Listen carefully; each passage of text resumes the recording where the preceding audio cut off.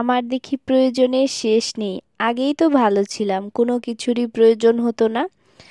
আর এখন তো একটা কিনতে না কিনতে আরেকটার প্রয়োজন পড়ে যায়। হ্যালো এভরিওয়ান, আসসালামু আলাইকুম। কি অবস্থা সবার? কেমন আছেন সবাই? আশা করছি সবাই অনেক ভালো আছেন। এইবার কিন্তু আমি আমার প্রয়োজনীয় জিনিসটাই কিনতে গিয়েছিলাম। আপনারা তো আবার অনেকেই বলেন যে আপনি ২ দিন পর পর এত কি কেনাকাটা করেন। আসলে কি বলবো, ২ দিন পর পর আমার এটা সেটা প্রয়োজন পড়তেই থাকে। তার মধ্যে যদি ২-১টা জিনিস নষ্ট হয়ে যায় তাহলে তো আর কোনো কথাই নেই। হঠাৎ করে আমার যে পিসিটা আছে সেটার সাউন্ড বক্সটা নষ্ট হয়ে গিয়েছে। তো কি আর করার, নষ্ট হয়ে গেছে, এখন তো ঠিক করতেই হবে। না হলে নতুন আরেকটা কিনতে হবে। সার্ভিসের ওইখানে গিয়েছিলাম, এত পরিমাণ দাম চেয়েছে, তার থেকে ভালো নতুন একটা কিনেই নেওয়া যায়। তাই চলে আসছি ময়মনসিংহে। এখন তো আবার বলবেন সাউন্ড বক্স কেনার জন্য ময়মনসিংহে আসতে হয়? আপনার আশেপাশে কি কোনো সাউন্ড বক্সের দোকান নেই? আছে, থাকবে না কেন? তবে আমার যেটা প্রয়োজন, আমি যেটা পছন্দ করি সেটা তো আর নেই। আপনারা হয়তো ভাবতে পারেন যে আপু বারবার কেন ওয়ালটন শোরুমে যায় বা ওয়ালটন থেকে কেন পণ্যগুলো কিনে। আসলে বিষয়টা এমন না, আমার বেশিরভাগ পণ্যই হচ্ছে সিঙ্গার থেকে নেওয়া।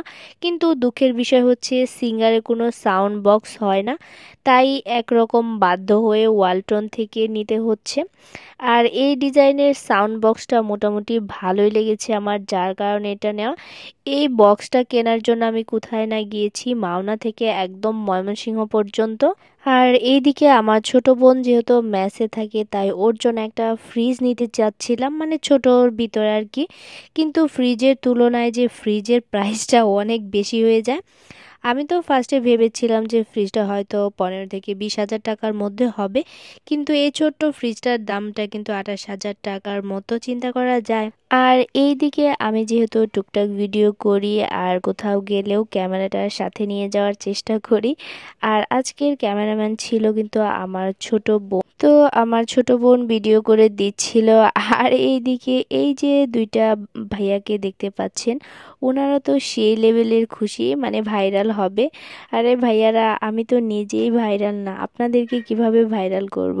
তো যাই হোক, এই যে ভাইয়াটা আমাদেরকে সুন্দরভাবে বক্সটাকে গুছিয়ে দিচ্ছিল। যেহেতু আমি অনেকটা দূরের রাস্তায় যাব, আমার যেন কোনো প্রবলেম না হয়, সেই জন্য উনি খুব সুন্দরভাবে গুছিয়ে, মানে হাত দিয়ে ধরার মতো একটা মানে ওয়ে করে দিয়েছিল। তো যাই হোক, একটা কথাই বলতে চাই, এই সাউন্ড বক্সটার যে সাউন্ড কোয়ালিটিটা মোটামুটি কিন্তু ভালোই। তো ভিডিওটা আজকের মতো এখানেই শেষ করছি। সবাই ভালো থাকবেন, সুস্থ থাকবেন। আল্লাহ হাফেজ, আসসালামু আলাইকুম।